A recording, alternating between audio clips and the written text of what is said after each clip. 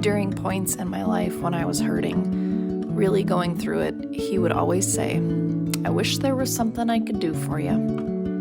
Which for face value sounds pretty superficial, but Dad knew some shit you had to just go through. You had to do the work, put in the time, sweat in the effort, even jump down in the septic hole if you have to. And I think the same will be for adjusting to life without him here. He instilled in all of us, not just our immediate family, but anyone that would take the advice, that you shouldn't fear what you don't know how to do. You can figure it out. Where there's a will, there's a way. And when in doubt, modify, modify, modify. Can't wasn't really in his vocabulary, so he didn't accept it for others around him either. Fiercely independent is maybe the best way to describe it, and it's what he wanted for us kids. He was the epitome of I'd rather wear out than rust out. I can equally thank and blame him for my basis of self-worth on productivity. He was worried that when I'd come home from grade school and wanted to veg out and snack in front of the TV, that I'd subsequently become a full-time couch potato overnight. Interesting enough though, coming out to help pick up sticks meant he would drive the tractor, be the lookout, and point at sticks, and I would walk behind picking up said sticks around the entire farm. He'd start clearing the kitchen table before we were even really finished, and then start the pre-wash process in the sink before loading the dishwasher. When I was little, anytime him and I were working in the woods together, what I mean is, anytime he was running the chainsaw and I was out exploring, he would make a point to take little breaks when we could sit on a log or on the trailer together and share a can of Bunny Pea. You may know it more famously as Mountain Dew. My allergies were awesome then too, and I remember him folding and refolding his red or blue hankies just so that he could present me with a dry edge.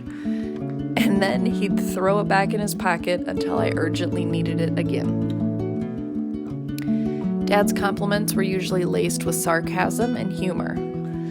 Let me rephrase that. Dad was laced with sarcasm and humor. Inappropriate did not exist. It was always time for a dirty innuendo that would be immediately followed by laughing that would make his shoulders jump up and down with pride that he had landed a good one. There aren't quite the right combination of words to describe his childlike inquisitiveness or absolute eagerness to help out, not just in a pinch, but also on very large, ongoing projects. Years ago, he was known as Ricky around the neighborhood, and even though he wasn't the youngest guy on the block anymore, he was still the guy everyone called when they needed help with something. And even though he wasn't the youngest guy on the block anymore, he was still the guy everyone called when they needed help with something around their farm or house. When I would ask him for help with a project, he'd immediately respond, "I'm sure we can get you fixed up with something." Brian made the point, shortly after his passing, that he didn't think Dad ever felt embarrassment. I hadn't really thought about it that way before, but I agree. He'd let me comb and style his hair or put makeup on him when I was little. We had done a handful of really goofy home video skits together where we took turns at the kitchen table being the news anchor and the weatherman. So really, he should have been the least surprised at my antics over the last couple years. If anything, it's really all his doing. There was no such thing as a place you couldn't bring the kids. I would sleep across 2 chairs in the bars while he played. I'd go with him in the woods to mow or cut wood, or up at the sawmill. One of the greatest gifts he gave was the lesson that you have to be able to entertain yourself. There's an innuendo there somewhere. I tease that Dad is a cartoon version of a person. Don't get me wrong, he's an absolute beautiful human. But it's just his Ricky Bobby-isms are strong. waste not, want not. Stocking cap, layered on top of stocking cap. Best referred to as stoking cap, though. Sweatshirt layered on top of sweatshirt. Little girl, you want some candy? Don't forget the glue stick.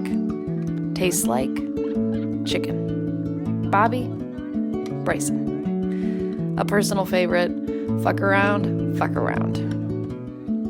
My nicknames included Liver Lips, Tootsie Bobo, and the original Blondie before Sierra came along. Long John's worn, 10 months a year. Too much sugar would make him... No shorts, even if it's 90 degrees, because of the chicken legs.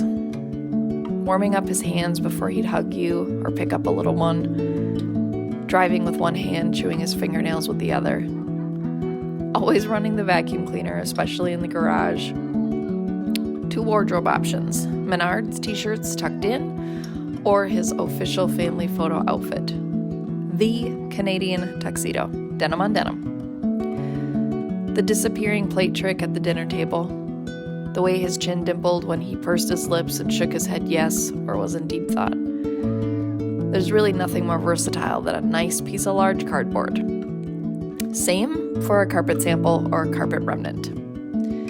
He was very spatially aware. He'd perch himself up in the corner of the kitchen on the countertop. Back when we had a corded phone, he'd go into the hallway and sit on the floor enthralled in conversation. Anywhere there was a workbench, he'd sit on the edge of it quartered with one foot dangling. He taught me how to do cartwheels in the yard and would accept the challenge of tucking his leg behind his head when prompted. The term caretaker has been discussed a lot, whether it be for Pa when his health had failed him, same for Great-Grandpa Don, or being way ahead of his time with never babysitting his own kids, but being able to fully parent. He knew how to do piggy tails with my super fine blonde hair and would get me all fixed up himself while Mom was working. Not just humans, but animals were also constantly under the care of Dad. Lots of warm washcloths on little kitten matted eyes, nursing along many cattle and hogs with health issues when anyone else would have just cut their losses, capturing, saving, and releasing numerous raccoons. All the dogs I grew up with were road rescues. When I say road rescue, I'd like you to envision Mom driving the F-150 and Dad standing on the running boards with a fishing net, capturing a pair of feral dump dogs. He let my Lou dog lick his arms until his numb was wah, and gave Reese wee doggies by picking up her back haunches off the ground. For a guy who didn't want indoor dogs, my dogs sure spent a lot of time in his indoors. It doesn't stop at animals, though, as the stringent recycling program out at the Babcock Ranch was one for the books. For a guy that said he wasn't very good at that stuff, referring to the hallmark side of interpersonal relationships, remembering special occasions, gift-giving, etc., he did not give himself enough credit. He was master of being present, calling my mom good-looking, that he'll keep her one more day, or that she is the girl with the perfect hair. The last handful of years, we couldn't leave each other, with me not getting a tight squeeze with a few sharp slaps on the back and a love you. He was Mr. Physically Affectionate, though I'll spare you the details of having very PDA-friendly parents. Beyond his untamed love for my mom, I learned when becoming the age of sleepovers and playdates with friends that not everyone's dad wrestled with them, wrung their neck, gave them snake bites on their arms, or enjoyed playing slap hands with them. Dad did not do anything half-assed. I remember him showing me a cardboard rocket he had made for the grandkids, and I actually thought it might have a pull start on it somewhere. He hated that I was a fan of painted wood, seemed like a waste of materials. I never realized I got my gross overuse of exclamation points from him until I started looking back at our text threads. He was able to help navigate my way through questions surrounding death and religion in the most unbiased way. If you're curious about something, look it up, read about it, educate yourself, see if it fits into your puzzle. What he did stress was that what matters is what you do between now and then. We didn't have as many drawn-out conversations about the topic over the last 10 years. He didn't know it, but he was the best practicing Buddhist I knew. He understood that attachment was the root of suffering. Well, maybe he needed more practice in the letting go when it came to accrued things, but for the most part, he let people's emotions wash over him. He was never outwardly reactive. Raising his voice or getting physical with people was something I had never seen, ever. He just wanted everybody to do their own thing, maybe in part so he could, too, do his own thing. He accepted people where they were, differences aside. I'd be the first to admit that it's kind of a surprise that the Earth has stayed on its axis, that the tides continue to rise and lower. The moon continues to wax.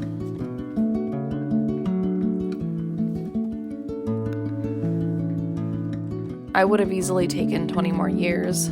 I would have shared 1,000 more hugs. I would have laughed with him, even if it was just one more time. It's an uneasy quiet. The brightness of his light, which could have easily served as an international energy source, is now only present within us. He's the only human that would be able to help us through this. With his levity in every situation, his unending patience, and his no-nonsense nurturing. Instead, within my heart, is a feeling reminiscent of homesickness. If I could draw a picture of my grief thus far, it would look a lot like the gravel road headed out to my parents' farm. Some windy curves, some big hills, and a few circa Holly at 16 going into the ditch every 3 days of winter, and Ricky Bobby coming to pull me out without any anger or shame, just laughs. And then this beautiful quiet calm as I make my way up the driveway to the oak oasis that was his very favorite place, home. We knew this is what he wanted. It was not a secret. But I never once thought about what that would actually look like for us. I blame him for being so fucking vibrant and wild-eyed that it seemed nearly impossible that anything could take him out. I mean, who would blame us for thinking this way? I'm not sure if we have an official, up-to-date tally, but isn't more than one close call with a chainsaw one too many? Like most everything he did in life, he left on his terms too, and once all the sadness and incredible heaviness lifts just a bit, I hope that we can all see that we were just the absolute luckiest to know him, and to laugh with him, and to learn from him. And for me, to be loved by him, and to call him Dad.